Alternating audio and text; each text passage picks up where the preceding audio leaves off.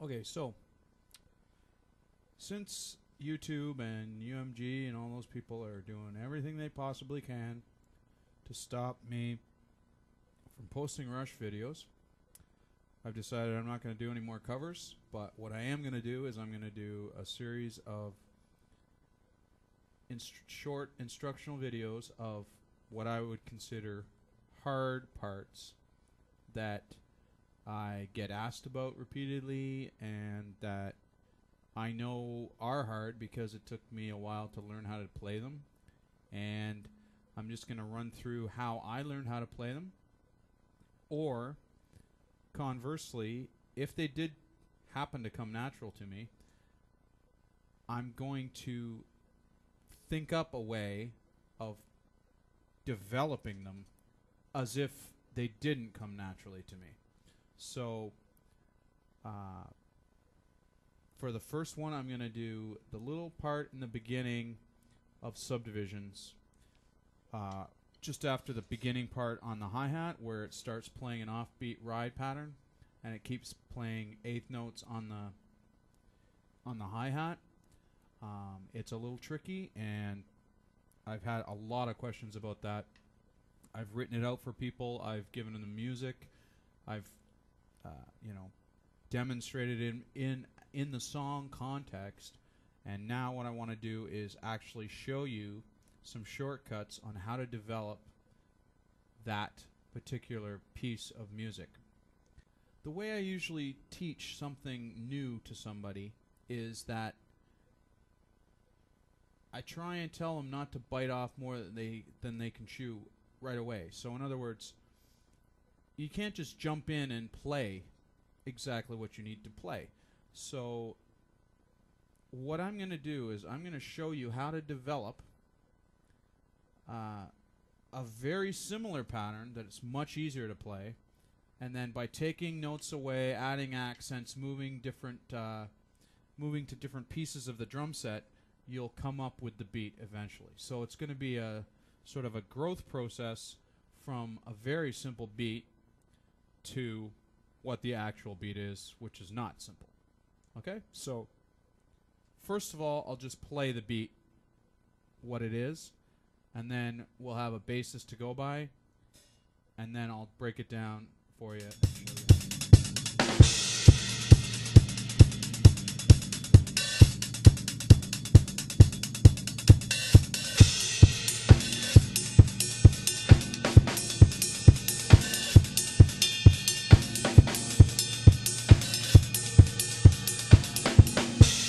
First part of the song,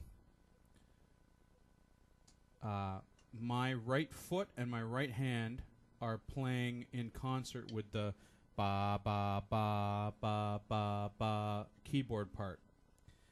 So that part is very simple, and I'm only demonstrating this part so that I can lead into the hard part, because this is not the hard part. This is pretty much cheese balls, the first 4 bars. So it basically goes,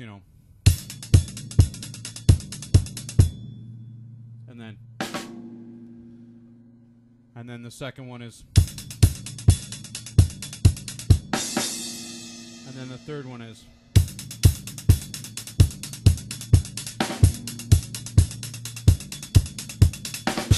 What happens is now you're playing the same exact pattern on the hi-hat, but you're not accenting anymore. So whereas the beginning was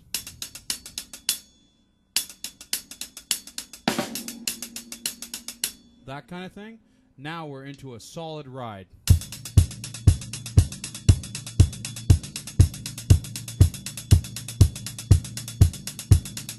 So what happens is it gives the illusion of the song speeding up, even though it's not. It's in the same time, but we're playing 4 on the floor, and we're playing constant sixteenths. So we're riding into the song. It's at this point that I say that it gets hard. Okay? The first hard bit is that you've got to play 2 hi-hats off beat. And this is a good thing because it sets you up for when you're going to be hitting the ride cymbal.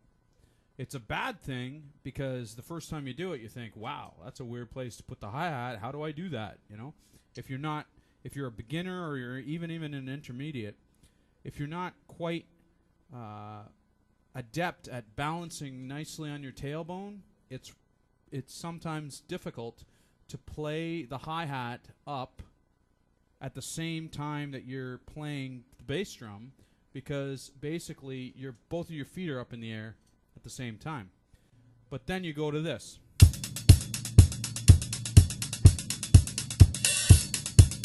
Okay, so that first is off the beat. So it's not it's, you can see the difference between. Okay, so right there, that's the first little challenge. So, and then the second time you got to do 2, which leads into the crash and then the offbeat. Okay.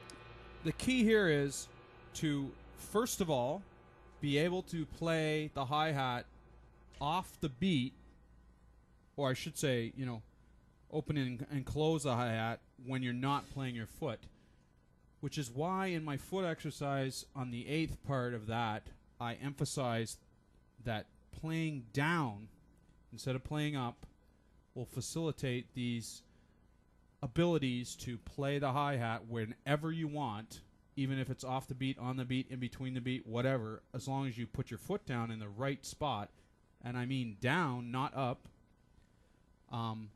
then as long as you think down, you're okay. If you think up, you're going to get screwed up because both your feet are up and you're going to be sitting on your tailbone like this going, ah! And you're using both hands, so you're totally at the mercy of your tailbone. So it's another reason to be, you know, well balanced. Just for a hint, I developed the ability to balance by playing a beat with my left foot in the air. So if you can see, my knee is way up in the air. Okay? So I'm going to play a beat with my left foot up in the air.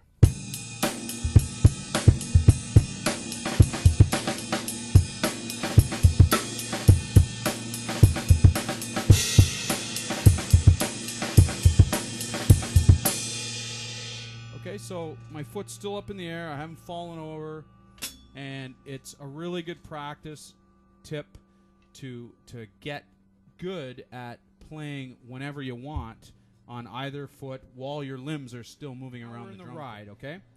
So we're playing 16th notes with every 4th beat accented on the right hand. Okay, now, the difficult part is that once we start playing the ride,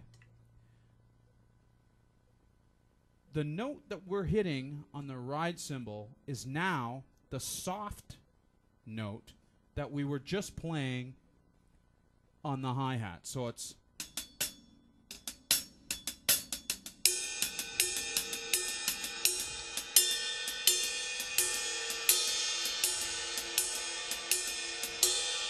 okay, so here's what I want you to practice. You're playing that beat already.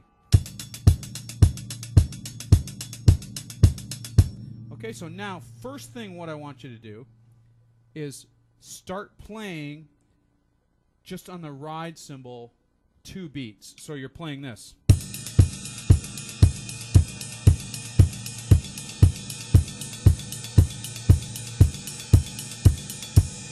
Okay, so now, once you get that done, which is really cheese,